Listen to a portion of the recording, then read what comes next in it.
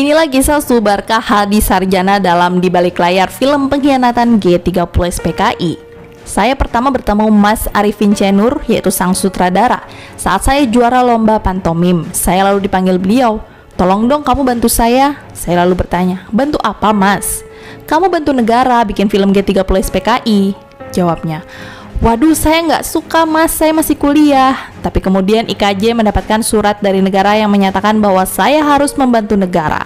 Dari situ saya kemudian menurut saja.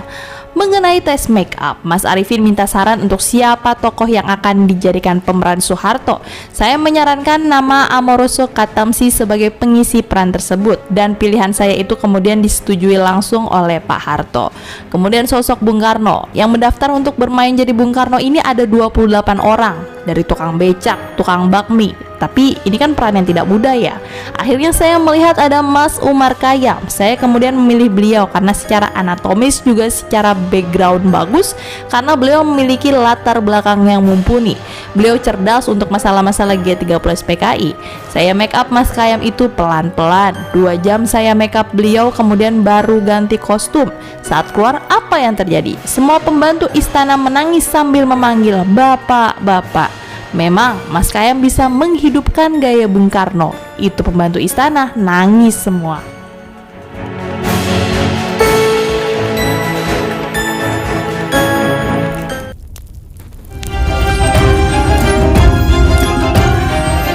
Saya sekarang sebagai yang tertua dalam TNI yang tinggal akan meneruskan perjuangan kamu.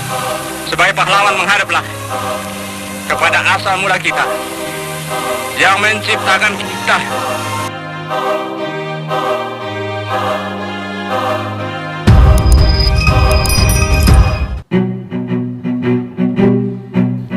Saya juga bikin jenazah dari boneka. Tiap hari saat itu saya masih tinggal di rumah kakak saya daerah Kebon Baru.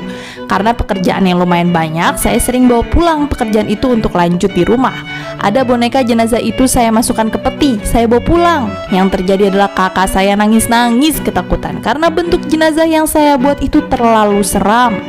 Saya waktu itu berpikir, Arifin melacurkan diri dengan buat film titipan. Lalu saya mengobrol dengan Mas Arifin. Saya kemudian paham bahwa beliau tidak sedang melacurkan diri di film ini. Dia membuat film yang benar dan otentik. Beliau orang pandai, sastrawan, budayawan. Dia adalah sosok yang memikirkan hal sedetail mungkin. Keliru banget kalau ada yang bilang Arifin itu bikin film sejarah tidak benar. Kisah ini diambil dari sumber whiteboardjournal.com.